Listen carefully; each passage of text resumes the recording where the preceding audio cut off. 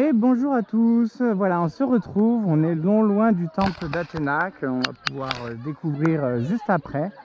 Mais avant cela, eh bien, il y a un lieu qui paye moins de mine, franchement, mais qui est tout aussi important, qui a vraiment son importance historique. Puisque ici, vous voyez, ça continue un petit peu à monter et venez s'asseoir à l'époque des Grecs, il y a plus de 2500 ans. Il y a environ 2500 ans, venez s'asseoir donc dans l'Ecclésiastérion, les Grecs, pour venir discuter de la ville, des problèmes de la ville et des premières lois décidées. Voilà. Donc on reconnaît Ecclésia, l'Ecclésia qui est, on se souvient, au-dessus de l'agora d'Athènes, ce chemin qui monte sur cette place auquel étaient votées justement à main levée dans un premier temps les lois de la cité grecque, et par la suite, souvenez-vous, avec cette petite tige à moitié pleine, à moitié remplie, moitié creuse, moitié pleine, qui permettait le vote un peu plus comme on a l'habitude aujourd'hui. Voilà, donc et après évidemment ecclésiastique, hein, après il y a même le mot de la chiesa qui est donc l'église, hein, le mot église en italien c'est chiesa, ça vient également de là, qui veut dire tout ça pour dire en fait le même mot qui signifie exactement l'assemblée, voilà, l'assemblée, le fait de réunir, etc. Donc ça a été un mot au début grec, par la suite utilisé par les Romains, même si les Romains, eux, appelaient ça le comitium, hein. Ils avaient un autre mot pour ça et qui avait à peu près les mêmes utilités. Voilà. Contrairement à la curie, la curia, qui elle était réservée au Sénat pour d'autres prises de décision. Voilà, et bien écoutez, on est sur la partie la plus au nord du parc archéologique de Paestum, également Poséidonia, hein, pour les Grecs, avant même, c'est quand même eux qui ont érigé cela. Avant tout ce qu'on a vu pour l'instant, c'était beaucoup, à part cette vidéo-là, mais toutes les vidéos précédentes parlaient notamment de la colonie lucénienne qui s'est installée ici, précurseur des Romains, et dont toutes les fondations que l'on a pu voir étaient faites de leurs propres mains.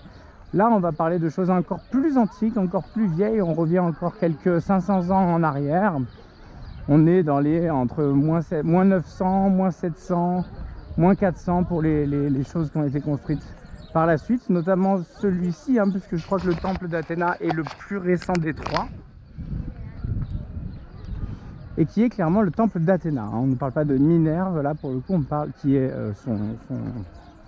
la même chose mais pour les Romains, la même divinité mais côté romain. Non, là on parle bien d'Athéna, ou Cerere, Cérès en français et Cerere en italien. Voilà, on avait donc un vestibule, la cella qui est ici. Souvent se trouvait un hôtel juste à l'avant. Et par la suite, regardez un petit peu la beauté de ces temples doriques. Il ne manque pas une seule colonne. On a encore une belle partie du fronton qui est ici. Donc c'est vraiment une vraie pièce de l'histoire conservée et qui était tellement belle que personne n'a voulu y toucher, tellement sacré.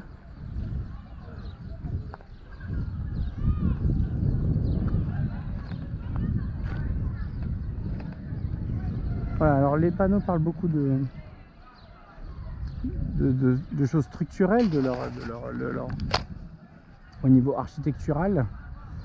Nous, on vient vraiment pour se prendre un peu de l'ambiance, de ce parfum que pouvait être. Voilà, c'est tous ces pèlerins qui sont venus jusqu'ici pour visiter ce temple, rendre hommage à Athéna.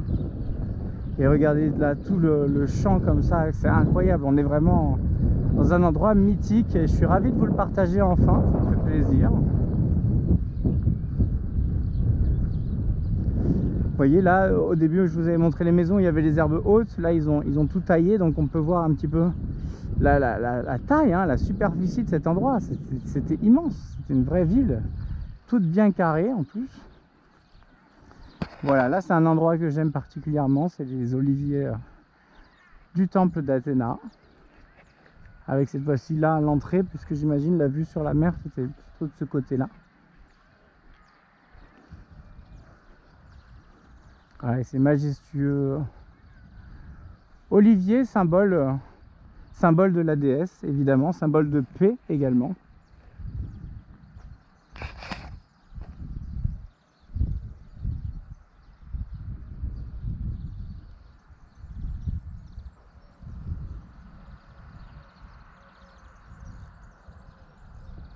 Vous voyez à quel point c'est sublime avec la voie sacrée qui est juste ici. C'est vraiment, on est transporté dans un autre monde, hein, dans une autre époque. Ici, il suffit de peu d'imagination pour justement l'exercice de se transporter comme ça dans le passé est beaucoup plus simple dans ces endroits-là que peut l'être des champs un peu plus en ruine ou des endroits un peu plus comme à Rome et tout, c'est en plein milieu de la ville. C'est plus difficile de se faire une idée, alors que là vraiment on s'y croit, on passe dans les maisonnettes, dans les ruelles, etc. Exactement comme à Ostie, hein. Je pense que là pour l'instant ces deux sites, hein, que ce soit Ostie et ici, sont vraiment magnifiques à faire, etc. et sont les plus représentatifs, je dirais, de la vie qu'elle aurait pu être à l'époque. Évidemment il y a le site de Kouma qui est magnifique, il y a l'acropole d'Athènes qui est aussi sublime. On va pas tous les faire, hein, mais il y a Delphes, il y a le temple de Poséidon à Sounion. Donc il y a énormément de belles choses à voir, des endroits sacrés. Mais ici c'était vraiment un endroit vraiment vivant, hein. Regardez la beauté de ce temple. Moi je n'arrive pas à partir d'ici à chaque fois, je ne m'en lasse pas de cet endroit. Il est vraiment sublime. Je crois qu'il nous reste encore un petit peu de batterie, donc je vais profiter. Franchement, je vais rester une dernière minute autour de ce temple à me taire. Je vous laisse profiter. En plus de ça, il n'y a plus les gars qui travaillent, donc on a le chant des oiseaux, les petites fleurs tout autour, ces magnifiques oliviers. Donc je vous laisse profiter un petit peu de l'ambiance. Et je vous souhaite vraiment d'avoir la possibilité de venir ici et de découvrir par vous-même cet endroit qui rend forcément toujours moins bien filmé que en vrai.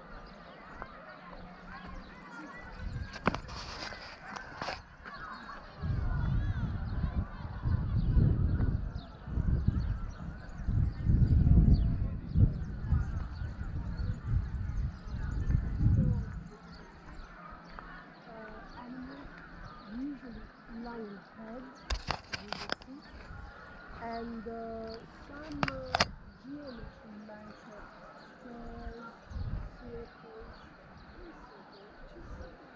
À bientôt.